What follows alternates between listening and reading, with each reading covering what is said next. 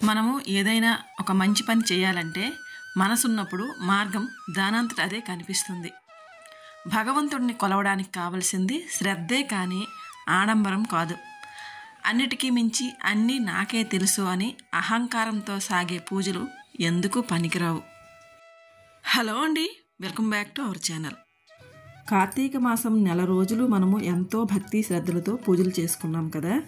అయితే కార్తీక మాసం చివరి రోజు అంటే కార్తీక అమావాస్య తరువాత రోజు వచ్చే పాడ్యం రోజు తెల్లవారుజామున నిద్రలేచి మనకి అందుబాటులో ఉన్న నది కానీ కాలువ కానీ చెరువు కానీ, నదులు కాలువలు అందుబాటులో లేని వాళ్ళు ఇంటి దగ్గర తులసికోట దగ్గర ఒక పళ్ళెంలో నీళ్లు పోసి ఆ పళ్ళెంలో నీటినే నదిగా భావించి అందులో అరటి డొప్పల్లో దీపాలని వదులుతారు. అలా ముచ్చటగా అరటి దప్పల్లో నీటి అలలపై వదిలిన ఈ దీపకాంతులే మన జీవితంలో అలుముకున్న చీకట్లను పారద్రోలి జీవితాల్లో వెలుగులు నింపడమే కాకుండా చివరిలో స్వర్గానికి చేర్చే వెలుగు తీరంగా కూడా మారుతాయి. ఈ దీపాలు నీటి కెరటాల తాకిడికి నెమ్మదిగా అలా కదులుతుంటే ఆ దృశ్యాన్ని చూడడానికి 1000 కన్నులు కూడా చాలవన్న అన్నట్టుగా అనిపిస్తుంది. ఆ సుందర అపూర్వ అద్భుత సోయగాన్ని చూడడానికి దివి నుండి దేవతలు కూడా భూమికి దిగి వస్తారంటే ఆశ్చర్యం లేదు. నేలపై పారే నీటిలో కదలాడే దివ్యల్ని చూసి ఆ రోజు ఆకాశంలో నక్షత్రాలే వెలవెలబోతాయంటే అతిశయోక్తి కాదు. అలా దీపాలను వదిలే ఈ దీపాల పర్వాన్నే మనము పోలిని స్వర్గానికి పంపించడము అని అంటారు. కార్తీక మాసం ముగియబోతుందంటే మనకు ముందు గుర్తొచ్చేది పోలి స్వర్గమే కదా. అసలు ఈ పోలి ఎవరు అని ఒకసారి ప్రశ్నించుకుంటే ఆసక్తికరమైన విషయం ఒకటి బయటపడుతుంది. కార్తీక మాసంలో దీపానికి అత్యంత విశేషమైన ప్రాముఖ్యత ఉంది. ఆ ప్రాముఖ్యతను మరింత బలపరుస్తుంది ఈ పోలి స్వర్గం కథ. పూర్వం ఒక ఊర్లో ఒక చాకలావిడ ఉండేది. ఆ చాకలావిడికి 4 కొడుకులు. 4 కొడుకులకు కూడా పెళ్ళిళ్ళు అయ్యాయి. అయితే ఆమె ఇలా కార్తీక మాసం అంతా చక్కగా పూజలు చేసుకొని తన 3 కోడళ్ళతో కలిసి నదీ స్నానానికి వెళ్ళి అక్కడే దీపం పెట్టుకొని వస్తుండేది. ఇంటి చాకరీ అంతా చిన్న కోడలైనా పోలి పైన వేసేసి వెళ్ళిపోయేవాళ్ళు మిగతా అత్త కోడళ్ళు కలిసి. పాపం చిన్న కోడలికి కూడా కార్తీక మాసంలో నదీ స్నానం చేసి దీపారాధన చేయాలన్న కోరిక చాలా ఎక్కువగా ఉండేది. కానీ కార్తీక మాసం మొత్తం కూడా అత్తగారు 3 కోడళ్ళతోనే నదికి వెళ్ళి స్నానం చేసి దీపారాధన చేసి వచ్చింది. కానీ ఒక్కరోజు కూడా చిన్న కోడలైన పోలిని తీసుకుని వెళ్ళలేదు.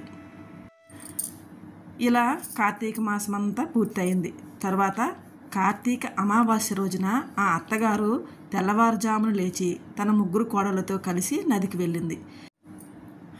చిన్న కోడలు పోలి మాత్రం ఎలాగైనా ఈరోజు నేను దీపం పెడతాను అనుకొని మజ్జిగ చిలికిన కవ్వంకి అంటుకొని ఉన్న వెన్నను తీసి పెరటిలో ఉన్న పత్తి చెట్టు కింద రాలిపడి ఉన్న పత్తి కాడను తీసి ఒత్తి చేసి పెరటిలో ఉన్న బావి వద్ద స్నానం చేసి తీసి ఉంచిన వెన్న ఒత్తితో కలిపి దీపం వెలిగించి ఆ దీపమును అత్తగారు చూడకుండా దాని మీద ఒక చాకలి బాణడం మూత వేసింది.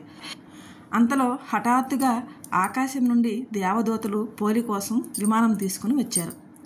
అప్పుడు పోలి ఆ విమానం ఎక్కి బొందితో స్వర్గానికి వెళ్ళింది. బొందితో అంటే ప్రాణం ఉన్న శరీరంతో సహా స్వర్గానికి వెళ్ళింది అనమాట.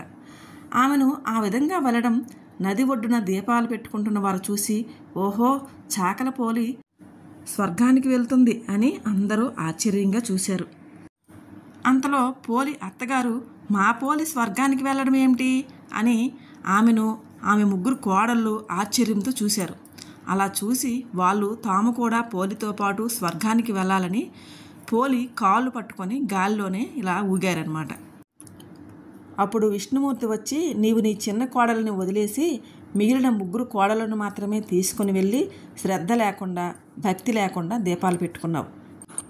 కానీ మీ చిన్న కోడలు ఈ ఒక్కరోజే ఇంట్లో దీపం పెట్టుకున్న భక్తి శ్రద్ధలతో పెట్టుకుంది కాబట్టి నేను పోలిని బొందితో స్వర్గానికి తీసుకెళ్తున్నాను, నీవు అడవుల పాలైపో అని శపించారు.